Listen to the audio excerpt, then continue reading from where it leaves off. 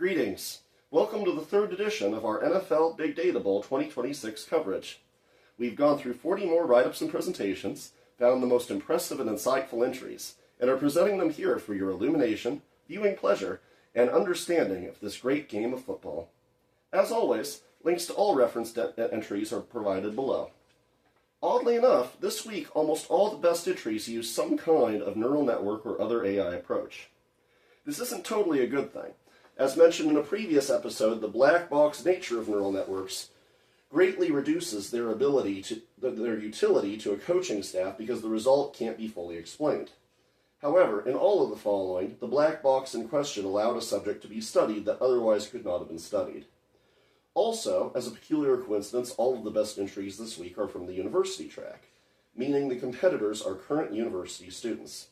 When possible, I will mention what university they are studying at. This first analysis breaks two of my grumpy cliches at once, and I couldn't be happier about it. A Rice University team applies neural networks to route efficiency in closing the gap, measuring defensive back pursuit efficiency using tracking data. While most entrants who talk about route efficiency just stick to straight lines, this team actually used a neural network to examine routes for both actual speed and defensibility. Now, for anyone who's actually seen a game of football, you probably understand pretty well why defenders don't typically run in straight lines, and neither do receivers. Great detail is provided about how the neural network is trained, as well as the precise layers included in the LSTM. It's honestly worth seeing their write-up just to see how an AI of quality is built. Closing the gap, measuring defensive back pursuit efficiency using tracking data. One of the few standouts this week that did not use neural nets, XGBoost, or any other AI methodology was Natalie Fernando's motion-aware analytics. Voronoi tessellations congruent to closest player initialize areas of control at an assumption of equality. This lattice is then further transformed by actual player speed, replacing the assumption with reality. Applied over the entire play, an estimate of total area controlled is generated. My only criticism is she doesn't seem to analyze actual results with respect to her method.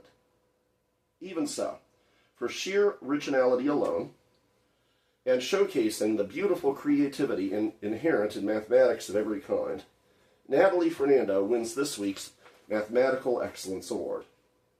Next up is QBDE, by a two-student team from Berkeley. QBDE, which stands for Quarterback Decision Efficiency, is a masterful use of XGBoost to fit probability and outcome models on potential catches from different receivers to evaluate quarterback decision-making, leading to a fascinating exposition of the strategy and thinking of different quarterbacks. Among the most interesting finds, Patrick Mahomes actually ranks relatively low on the metric, although he ranks quite high on QBDE against man-to-man coverage. And this is entirely because he seems to have a hard time dissecting zone coverage strategies or their implications for his throws.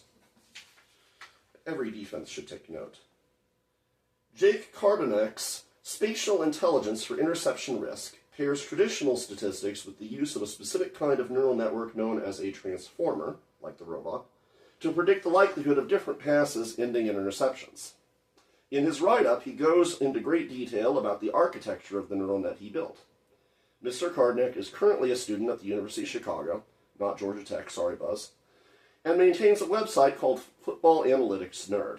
A link to his website, as well as his write-up, is available in the description. That's all for this week's AI-heavy submissions. Tune in next Friday for more interesting analyses from this year's NFL Big Data Bowl, with winners to be presented in mid to late February. Best of luck to everyone, and see you next week. Like, subscribe, comment below.